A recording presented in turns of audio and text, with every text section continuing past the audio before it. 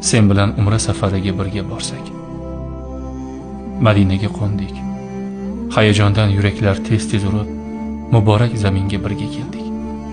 Rasulimizga salomlar berdik, duolar qildik. Keyin esa labbay Allohim labbay deya istig'for va tavba bilan Makka tomon yo'l oldik. Ka'bani ilk bora ko'rib, jamiki xayrli narsalar, solih farzandlar, oramizdagi muhabbatning ziyodaligini so'radik. Endi yana ham tasavvur qil.